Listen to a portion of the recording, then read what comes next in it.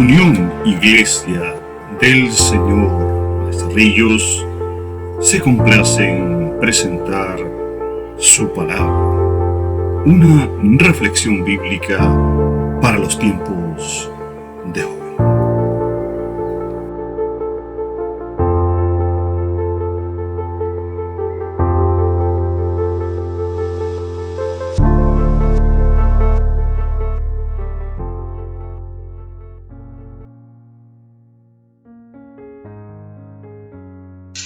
Yo quiero que abra su Biblia en el libro de Lucas, capítulo 18, hermano. Vamos a ver algunos versos bíblicos allí. Lucas, capítulo 18.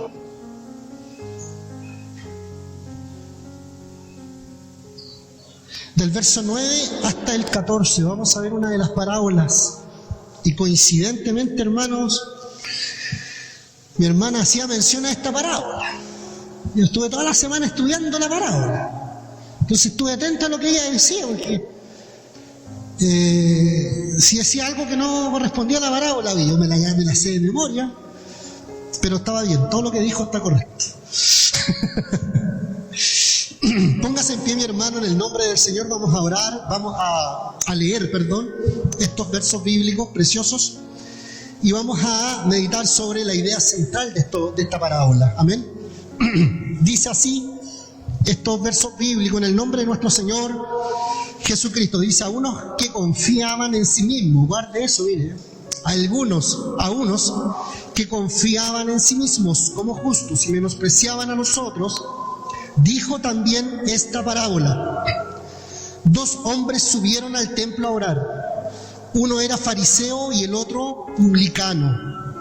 El fariseo, puesto en pie, oraba consigo mismo, no con Dios, no a Dios, de esta manera: Dios, te doy gracias porque no soy como los otros hombres, ladrones, injustos, adúlteros, ni aun como este publicano. Ayuno 2 veces a la semana, doy diezmo de todo lo que gano. Mas el publicano, dice el verso 13, estando lejos, no quería ni aún alzar los ojos al cielo, sino que se golpeaba el pecho, diciendo: Dios, sé propicio a mí, pecador. Os digo que el publicano, descendió a su casa justificado antes que el otro, porque cualquiera que se enaltece será humillado, y el que se humilla será enaltecido. Tomen asiento, mis amados hermanos, en esta preciosa mañana de día domingo. Dios bendiga esta maravillosa reunión, hermanos, que estamos celebrando hoy y que el Señor nos permite vivir. Bien, en el capítulo 18 de este libro de Lucas, hermanos, vemos 6 relatos. Los vamos a ver a grandes vistas cada uno de ellos. Hay 6 relatos, 6 historias que se cuentan en todo este capítulo. Curiosamente, ¿no? 6 historias. Pero en todas hay un común denominador, o hay una idea central, ¿ya? Y es el concepto o la idea de la humildad. La humildad. Yo antes predicaba de otra manera y siempre le decía aquí, repita conmigo, humildad, pero yo lo voy a decir. Capture ahí humildad. Entonces, la primera historia es la parábola de la viuda y el juez injusto. Si usted está ahí con su Biblia, los que trajeron Biblia, ¿cierto? Abren sus Biblias ahí, capítulo 18 de Lucas. A ver, eso. Allá atrás hay algunas Biblias también, ¿eh? Los que no han traído Biblia pueden ir al fondo y tomar una Biblia. La primera parábola que está ahí en el capítulo 18 es la de la mujer, ¿cierto? La viuda y el juez injusto, ¿ya? Eso está entre el verso 1 y el 8. Una mujer que se humilla frente a una circunstancia imposible. Esa humildad le da a la mujer fuerza para ser perseverante. ¿Amén? Porque ella podría haber dicho: ya, si ya no me va a hacer caso. ¿Ah? No, si ya con yo si ya perdí toda la esperanza. Pero esta mujer, ¿cierto? En fe y en humildad es insistente. La segunda historia es la parábola del fariseo y el publicano que acabamos de leer, ¿ya? Un hombre consciente y con discernimiento de él mismo, hermanos. Un hombre consciente y con discernimiento de él. ¿Cuántos esta mañana pueden tener conciencia de lo que somos nosotros? Es usted mismo.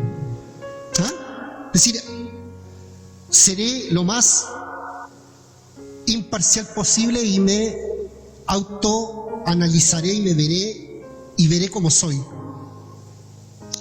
Este hombre era consciente, con discernimiento, y que se humilla a Dios por causa de su propio pecado. ¿Ya? Después está la parábola o la historia de que Jesús bendice a los niños. Jesús resalta la humildad natural de los niños y los presenta como un modelo a seguir. ¿Ah? Si hay alguien humilde en la vida es un niño. ¿Ah? Por eso les dices, tiene que ser como los niños. ¿Se da cuenta que el niño no es orgulloso? Yo soy como niño, porque a veces... No, iba a decir una cosa que no voy a decir porque está transmitiendo a todo el mundo y mejor no lo digo. Pero el orgullo no, hermano. El concepto anti-humildad es el orgullo. ¿Ya? Después, entonces, ¿se da cuenta que todas las historias de este capítulo están hablando como de algo fundamental, hermanos? Después el joven rico, un hombre que se da cuenta que sus méritos y sus acciones y sus actos no son suficientes delante del Señor. No fue justificado por sus actos. Vaya, qué cosa, hermano. Qué fuerte debió haber sido para este hombre haberse dado cuenta que creyendo él que delante de Dios era justo, se encuentra con Jesús y en la conversación se da cuenta que no había cumplido ni siquiera el primer mandamiento, ni siquiera el primero. Ni siquiera el primero. Le dijo, yo te voy a poner a prueba a ver si has cumplido. Yo los he cumplido, todos los mandamientos, dijo. Mire, si esto es muy fuerte, hermano, el orgullo propio, el orgullo de la religión, el orgullo de las obras, el orgullo de los actos, se puede anteponer en la relación que nosotros tenemos con el Señor. Yo he guardado, le dijo el joven a Jesucristo, todos los mandamientos desde mi juventud. Le dijo, entonces toma todo lo que tienes y lo das. Y el primer mandamiento, ¿qué dice? Ama al Señor con todas las cosas, con todo, ama al Señor con todo. Pero se dio cuenta que ¿a quién amaba más que a Dios? Todo lo que tenía. No cumplió ni siquiera el primero. Bien. Después, la quinta historia es la de la anunciación de la muerte de Jesús. Oiga, si hay un acto de humildad más grande, es la muerte de Jesús. Filipenses capítulo 2. Ya lo vamos a ver. La anunciación del acto de humillación más elevada que la deidad misma pudo experimentar como hombre y que fue experimentar el elemento foráneo de la muerte en el ser humano. Bien, y la sexta historia que está en este capítulo es la del ciego que recibe, el ciego de Jericó que recibe la vista. Otro acto de humildad. Un hombre que clama a Jesús solo por misericordia. En práctica, frente a una circunstancia determinada, frente a una ceguera. Señor, ten misericordia de mí. Amén. Se hizo famosa la frase de la cantante, una cantante que decía, no aceptaremos un no como... ¿Se acuerda? Y cantamos hartas canciones de ella nosotros. No, imagínense decirle a Dios, no, yo no aceptaré un no como respuesta. Eso es terrible. Entonces, podemos ver en cada una de estas historias, en todo este capítulo, un patrón común, que es el elemento de la humildad. Es decir, el escritor del libro de Lucas algo nos quería decir allí, teniendo esta colección de historias. Algo nos quiere decir en esta colección de historias. Entonces nuestra atención la pondremos en la parábola del fariseo y del publicano, ¿ya? Que que acabamos de leer. Y mire, esto es clave. Yo le voy a dar la clave para entender esta parábola, hermanos. Cuando leo aquí con mis lentes leo bien. Cuando lo veo borroso. Cuando miro para allá. Quiero que note lo que dice la palabra del primer verso. Porque ahí está el centro de todo. La primera frase, las primeras frases del verso 9 de esta parábola. Dice, a unos que confiaban en sí mismos. ¿Ya? Y ese, hermano, ese es el elemento clave. La confianza en uno mismo, en la relación. Escuchen esto, hermano. En la relación que Dios tiene con nosotros. ¿Ah?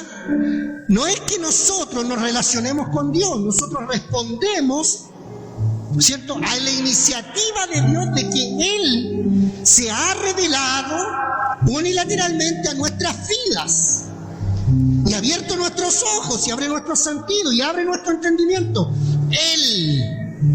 Dios, Él viene y por medio de su palabra trae de su revelación a nuestras vidas. No es que nosotros lo observamos. Estuve en una visita en la semana donde mi hermana Mariana con Camila estuve hablando de esto, de esta dinámica, hermanos, y estábamos conversando acerca de la religión, que muchos creen en Dios pero topan con la religión. Mucha gente del mundo cree en un Dios pero topa con la religión. Y le explicaba a Camila, la hermana de mi hermana Mariana, yo le explicaba, hermana, mire, el hombre cree que hay un Dios, entiende que hay un Dios. Su concepción filosófica le determina que hay un Dios. ¿Ya?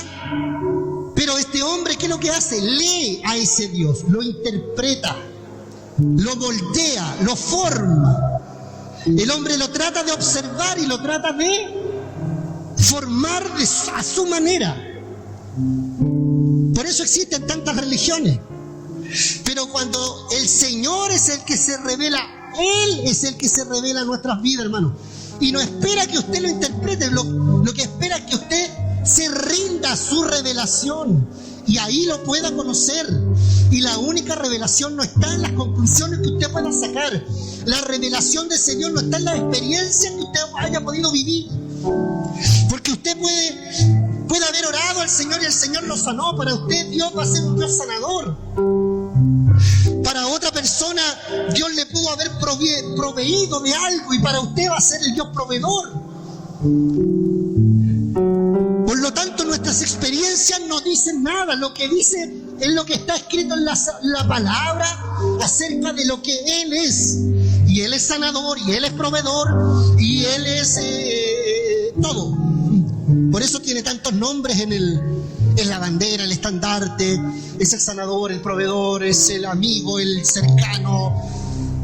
Por eso no puede ser determinado con un puro nombre, hermanos. Bien, entonces, en la primera frase del verso 9 es la clave de todos estos versículos.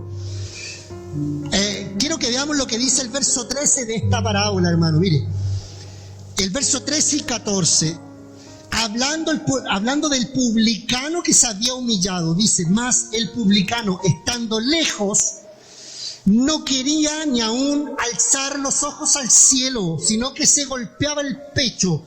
Esta frase, hermanos, se ha mal usado.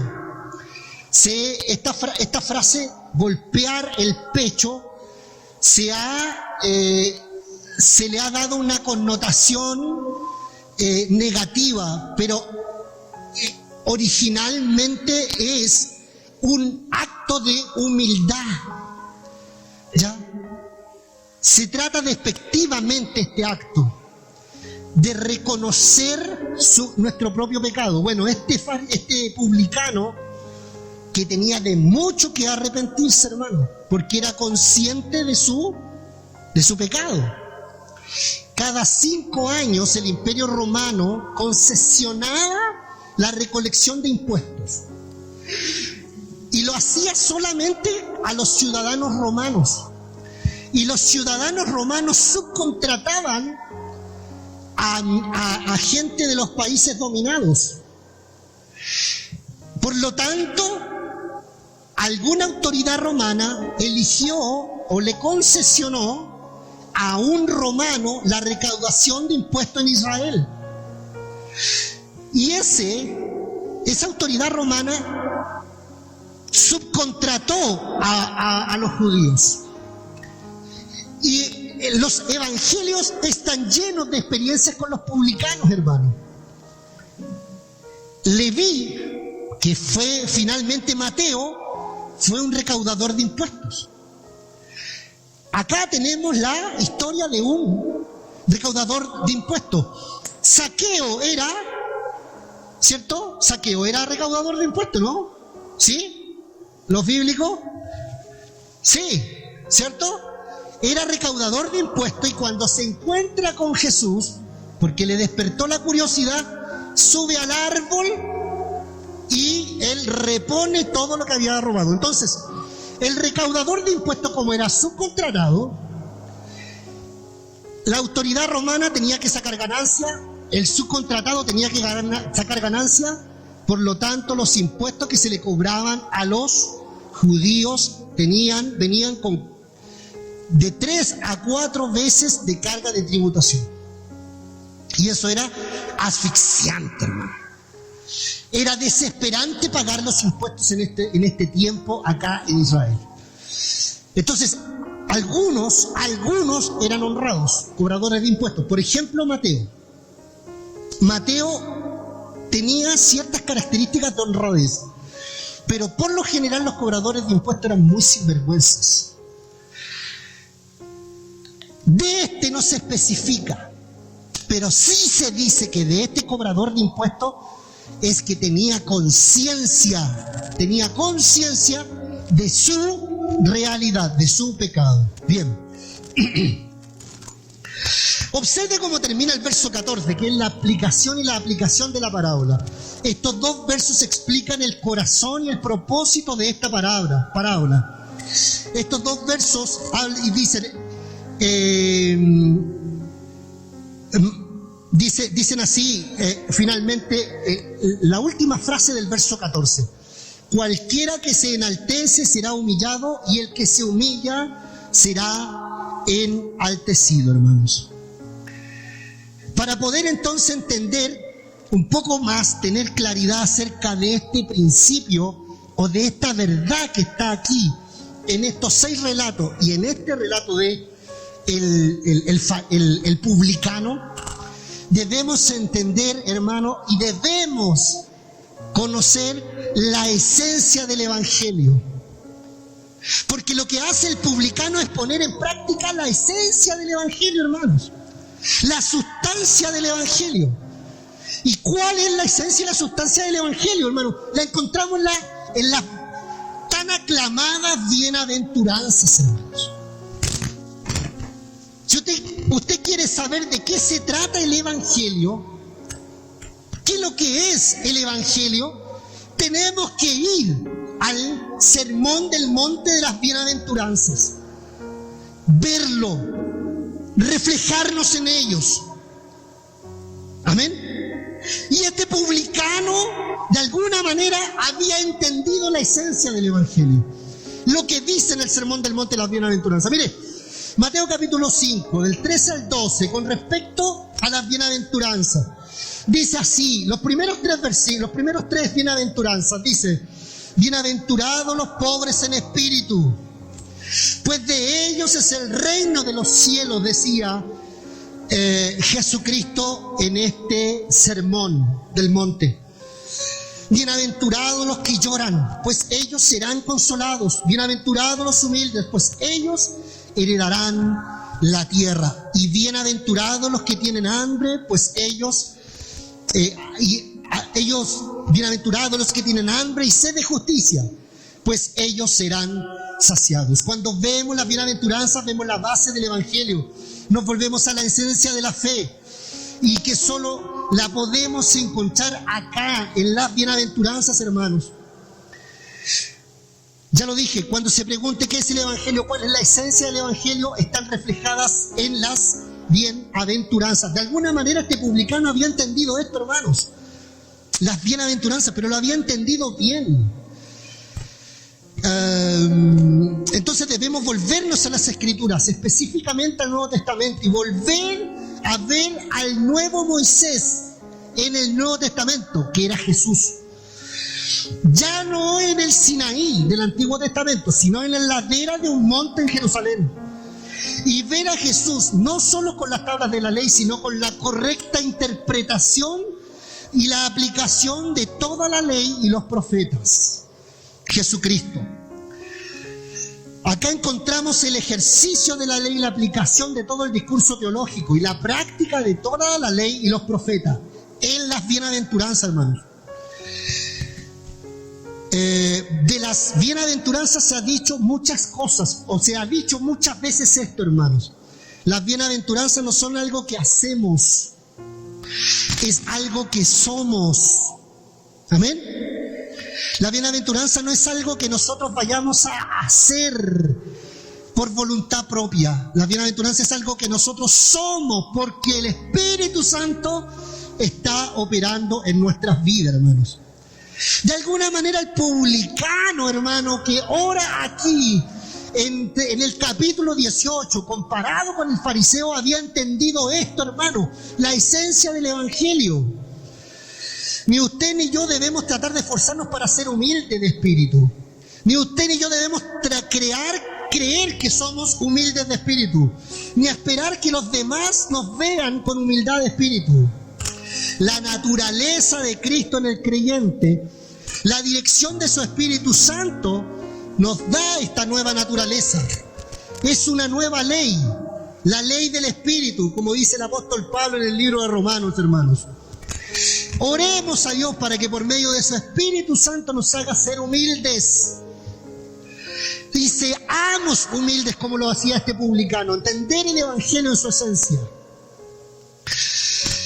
Conscientes que dependemos de Él para alcanzar su justicia y su perdón y su misericordia, hermanos. Para ser creyentes sensibles, humildes y conscientes. Para ser un creyente balanceado, hermanos. Un creyente inteligente. Un creyente que no tiene de nosotros mismos un más alto concepto que el que debemos tener. Todo esto, hermanos, la única forma de lograrlo es estando en el Espíritu, entendiendo la esencia del Evangelio, y esto es lo que entendió el publicano al orar. Por eso el publicano oró de esta manera. Usted dice, ¿cómo fue la astucia de este publicano que llega al templo, sube al templo un día y comienza a orar diciendo, Señor, no me atrevo ni siquiera a levantar mi vista? ¿Qué había entendido el publicano que oraba de esta manera? Pregúntele a su vecino, ¿qué es? No lo haga, pero es una dinámica que podría ser. ¿Qué es lo que había entendido entonces el publicano que oró de esta manera? Y nos pone como ejemplo la oración de un hombre orgulloso de sí mismo, orgulloso de su religión, orgulloso de sus actos, orgulloso, que camina con soberbia. Un hombre que se siente seguro de sus acciones. Un hombre que se autojustifica, hermanos. ¿Quién era él? Fariseo. Y nos pone a las dos personas este cuadro maravilloso de esta parábola. Pero yo quiero que usted preste atención cómo, por qué, qué es lo que había entendido el publicano para orar de esta manera. Y el publicano para orar de esta manera había entendido todo, hermanos. Había entendido la relación que él tenía con Dios. Era un hombre humilde, hermanos. Bien, el publicano no tenía una rígida práctica religiosa en la que encontrar justificación. Él no hacía actos ni obras de las que se podía sentir orgulloso, porque era un hombre que eventualmente cobraba sobreprecios en los impuestos. No se podía enorgullecer de la apariencia de ser un hombre religioso. No vestía ropajes de sacerdote.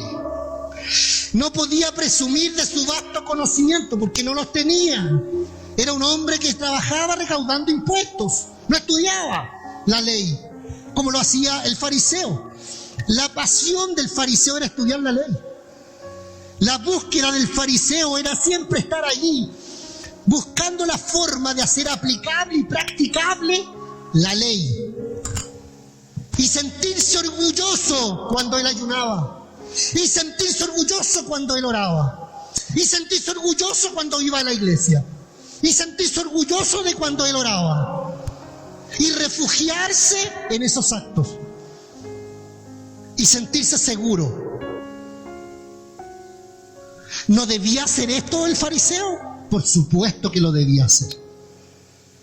Pero nunca debía haberse sentido orgulloso por lo que hacía. Siempre debía tener una conciencia de su propio pecado, de su indignidad, delante del Señor, un hombre consciente. El fariseo debía haber hecho todo esto sin haber dejado de haber dicho: Señor, aunque trate de cumplir todo, aunque me esfuerce, Señor, yo necesito de tu gracia y de tu misericordia. Y es lo que hoy necesitamos nosotros también. Amén. Aunque hagamos todo, hermanos, Dios no nos debe nada por estar acá. Amén. Dios no nos debe nada por estar acá. A veces nosotros hacemos las cosas creyendo de que ¿por qué me pasa esto si yo hago esto otro? Pasa a veces, ¿cierto? Entonces, por eso la parábola parte diciendo: a unos que confiaban en sí mismos. Esta parábola nos presenta dos actitudes de dos personas que se contraponen, la del publicano y la del fariseo. ¿Qué es lo que tiene que hacer o qué debe tener el publicano para orar? ¿Cómo lo hacía? Hermanos, la palabra humildad, una definición es agradable, manso. La mansedumbre bíblica no es debilidad, hermanos, sino que se refiere a ejercitar la fuerza de Dios bajo su control. Es decir, demostrar un poder sin excesiva dureza. Esa es la definición de humildad. En términos generales, la persona humilde tiene una virtud de conocer sus limitaciones, hermanos, y actúa de acuerdo con ese conocimiento. En otras palabras, conoce bien lo que no es capaz de hacer. Sin embargo, en la Biblia vemos que la humildad va más allá, hermanos. El concepto de humildad se refiere a tener un buen entendimiento sobre qué es Dios y quiénes somos nosotros. Y ahí está el meollo del asunto, hermanos. Saber qué es Dios, quién es Dios y cómo es Dios y qué somos nosotros, hermanos. Mientras nosotros ignoremos acerca de la deidad que está revelada no por intuición, no por una conclusión y una experiencia suya. La deidad a nuestras vidas se revela solamente por medio de la palabra, hermanos. Si nosotros por la palabra ignoramos a qué Dios estamos sirviendo y servimos a un Dios o tratamos de servir a un Dios que nosotros hemos formado en nuestra mente, que nosotros nos gustaría que fuera de determinada manera, lo que estamos haciendo es tener un concepto equivocado de Dios. Y lo que estamos haciendo es idolatría, aunque aquí no tengamos un yeso ni un palo parado. Por eso Dios no es Dios. Dios no es como yo quisiera que Él fuera. Eso yo lo repito siempre, hermanos. Siempre lo grito, siempre lo digo. No sé por qué será, pero siempre lo digo. Dios no es Dios como yo quisiera. Y la ignorancia del Dios revelado en la palabra, hermanos. Voy a lucir mi Biblia, Sproul. La ignorancia del Dios revelado en las Escrituras, hermanos, es grave. Es grave. El fariseo tenía un concepto de la deidad de acuerdo a sus propios criterios, a sus propias experiencias, a su propio análisis, a su propio estudio, a su propia historia. Él dijo, yo a ti yo te voy a definir. A ver, lo primero que voy a hacer, tus mandamientos, los voy a cumplir. Y si no los puedo cumplir, me esforzaré en hacerlo. Veré la forma como cumplirlos. Pero tú no me vas a ganar. Yo voy a depender de mí, de mi fuerza por ser bueno. Yo voy a depender de mi esfuerzo por estar delante de ti, justo, con mis acciones, justificado. Amén. ¿Cuántos me están siguiendo esta mañana? Y el fariseo lo logró. Tomó la ley de Levítico, del Éxodo, y hacía leyes sobre leyes. El día de reposo podía matar, podía comer un huevo que había puesto una gallina. Pero como nadie debía trabajar, y la gallina había trabajado poniendo ese huevo, se podía comer ese huevo, pero tenía que sacrificar a la gallina por haber trabajado en el día de reposo. Así de absurda era la mentalidad de los fariseos para tratar de cumplir exactamente con las ordenanzas que Dios les decía. ¿Y cuál era el escenario ideal, hermanos? ¿Qué era lo que el fariseo debía haber hecho? ¿Amén? Por eso, hermano, el pastor Salomón, me acuerdo de un mensaje del pastor Salomón, donde nos hablaba de los últimos versos del Sermón del Monte, hermano, de la bienaventuranza. Y decía cosas tan bárbaras, tan absurdas, fuera de la lógica, como lo que dice, ¿cierto?, concerniente a que si alguien te pide que lo acompañes una milla, ve con él 2. Amén. Hermano, cuando nosotros vemos la demanda que Dios nos hace a nosotros, cuando yo veo la demanda que Dios nos hace a través de la palabra, la demanda que Dios nos hace a nosotros, para cumplir perfectamente la ley, hermano, yo me tengo que rendir y decirme, Señor, yo no puedo con esto. Yo me esforzaré, yo iré tras, yo me santificaré, yo me apartaré. Yo trataré de estar, yo trataré de diezmar, yo trataré de orar, yo trataré, mi Señor, de tocar bien, yo trataré de traer el acordeón, yo trataré de cantar, pero nada de lo que yo haga, ni nada de lo que yo deje de hacer es perfecto delante de ti. Ten misericordia de mí, ten misericordia de mí, perdóname, Señor, porque ni siquiera yo me conozco mis propios más íntimos pensamientos. Ni mi corazón es engañoso. Hoy puedo estar aquí, pero mi corazón y mi mente está en otro lado. Mis manos corren al mal, mis pies corren al mal. Hago acciones reiteradamente, mi lengua no la puedo refrenar. Miento sin ningún escrúpulo. Le tengo prejuicio a los hermanos. Soy un religioso, quiero que no use la falda, o quiero que use falda, no quiero que use pantalón. Tiene que tener el pelo de un color y de un largo. Como que si haciendo eso, hermano, alcanzamos justicia. De todas maneras necesitamos su gracia. De todas maneras necesitamos su misericordia. De todas maneras nos tenemos que humillar. De todas maneras tenemos que pedirle al Señor, Señor, estuve todo el día en el culto, hice lo mejor, estoy tratando de ser un buen creyente, Señor, pero ten misericordia, Dios. Y eso es lo que había entendido el publicano. Eso es lo que había entendido el publicano. Segunda de Crónicas 7:14, hermanos, me dieron tarde, pero estoy terminando tarde porque me dieron tarde, pero estoy bien. ¿Estamos bien? Segunda de Crónicas 7:14. El clásico segundo de Crónicas 7:14. ¿Qué se lo sabe? Todos a una. Si se humillare mi pueblo, sobre el cual mi nombre es invocado, y orar, y buscar en mi rostro. Aleluya. Mira, por esa corita. Esa corita no es gratis, hay que saberse la Biblia. Sí, pues. Si se humillare mi pueblo, hermanos, dígale, Señor, dame el humillarme. Dígale, Señor, dame el humillarme, dame el ser humilde.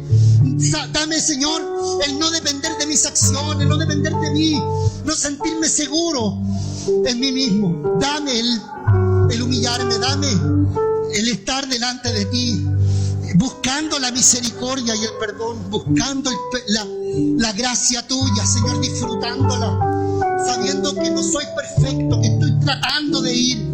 Trato de ir, voy, me cuesta, me esfuerzo, hago lo mejor, pero aún así necesito de tu gracia y de tu misericordia, Señor. Eso lo entendió el apóstol Pablo en el capítulo 7 del libro de Romanos, hermanos. A eso se refería el apóstol Pablo en el capítulo 7 de Romanos, el apóstol Pablo. Cuando él reconocía a un eximio hombre, escritor de más de 17 epístolas, un líder indudable de la iglesia apostólica, hermano, escribiendo con su puño y letra, o tal vez con un secretario, no lo tengo bien claro, ¿cierto? El mal que hay en mí, eso hago, aunque sé que no lo debo hacer, pero lo hago. Reconociendo, siendo consciente y humilde. Póngase en pie, mi hermano. Vienen 21 días de oración, hermano, ojalá sea de ayuno. 21 días de oración. Elija un día de esos 21 días, elija un día de la semana, elija 2 días en la semana, elija los 21 días y humillémonos, hermanos. Humillémonos, hermanos. Y vamos delante del Señor a humillarnos, a arrepentirnos, a decirle, Señor, ten misericordia en este tiempo de nosotros, de nuestra generación. Ten misericordia, Señor, de mis hermanos, de mis hermanas. Señor, necesitamos volvernos a ti. Vuélvenos a ti, Señor. Es por eso que el lema es por tu Espíritu, Señor.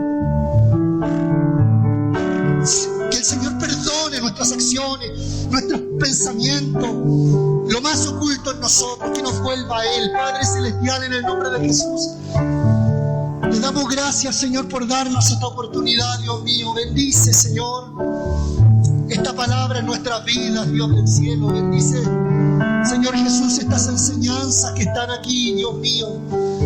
Permítenos ser humildes delante de tu presencia. Habla nuestro corazón, Señor, y guíanos delante de ti. Gracias por este tiempo especial, Dios mío, delante de tu presencia. Ministra nuestro corazón para buscarte con humildad, con fervor, Señor. Dios, levanta nuestras manos caídas, dobla nuestras rodillas, Señor. Acércanos delante de ti en el nombre de Jesús. Vuélvenos a ti, Señor. Te lo pedimos, Señor. Gracias, Dios. Amén.